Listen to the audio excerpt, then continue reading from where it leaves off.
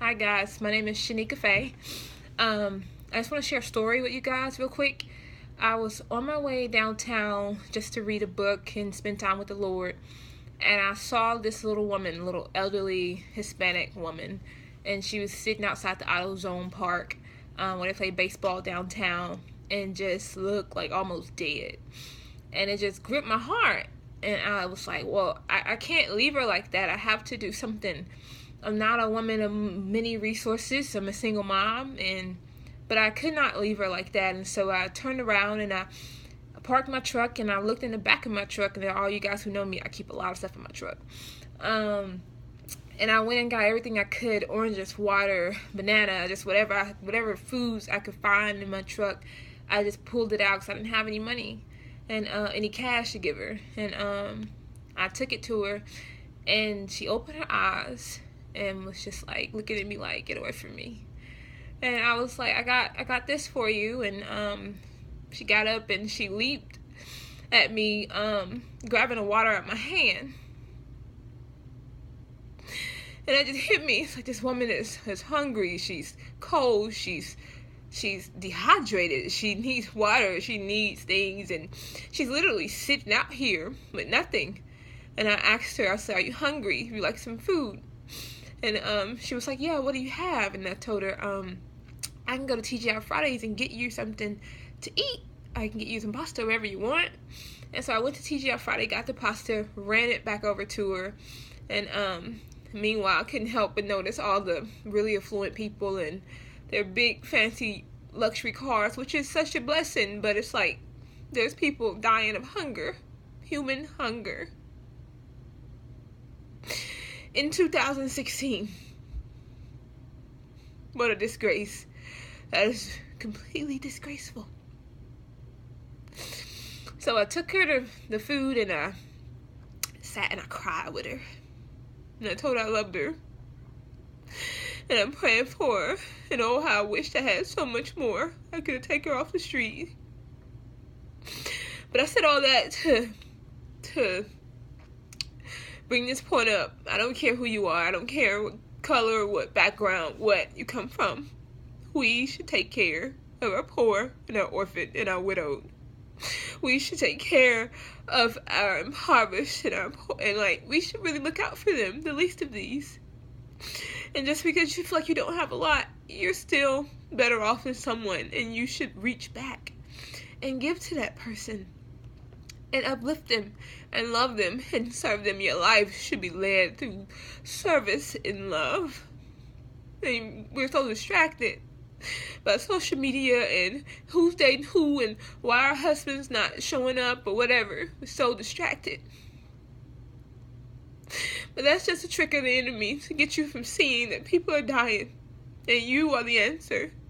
We keep crying, God, send something, God help, God help.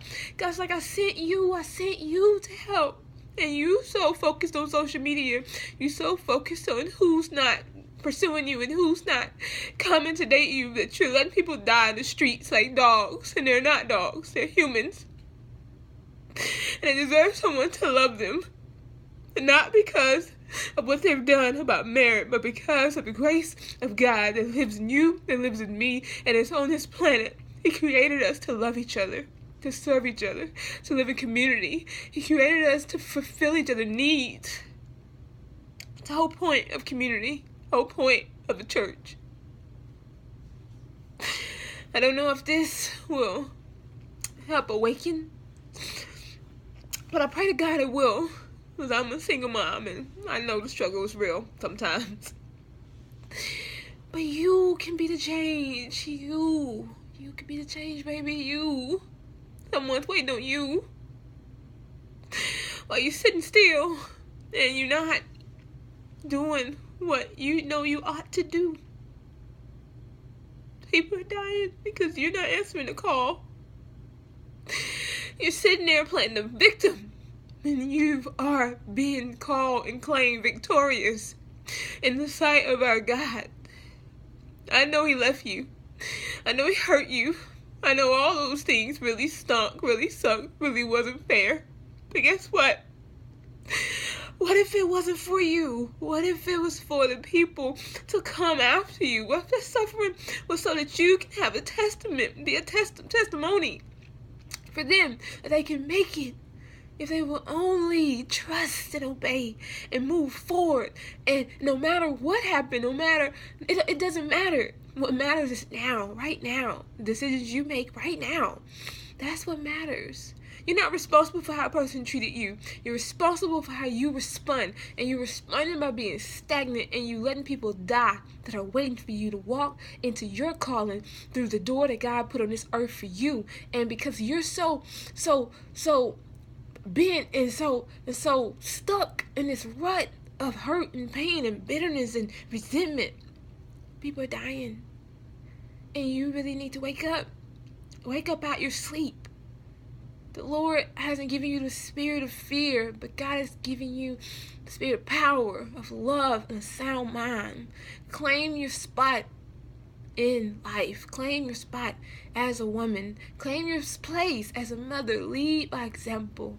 Be the example that you want your kids to be. You're telling your kids all these things, but you weren't even doing it. So I challenge all single mothers to get up. It's time. You waddled long enough. I know what happened really stunk. I get it. Because guess what? I went through mine too. What a hard pill to swallow. But it's not about you, unfortunately. It's about the multitude of women that are going to be changed by your obedience. And you trailblazing and being a pioneer to the path that God Almighty, creator of the universe, called you to be. So you need to arise. Stand up, lady. Become the woman that you were meant to become. No matter how far you've fallen, no matter what you've done. The Lord sent Jesus over 2,000 years ago to die for you. When they put him on that cross, you were there with him. He had you in mind. He saw everything you would do. But he said, I still love her and she's still mine. He saw all the pain. He saw all the wounds. And he said, by these stripes, you were healed. Like, I took a lash for that. They ripped and tore my skin for that. You be healed, my sister. And know, it's for a purpose. And in that purpose, you're going to find your divine purpose, your destiny, why you were put here all alone. And when you begin to walk in it, oh my gosh. What mighty door and huge door you're going to open for so many to come after you. Stand up. I love you. Bye-bye.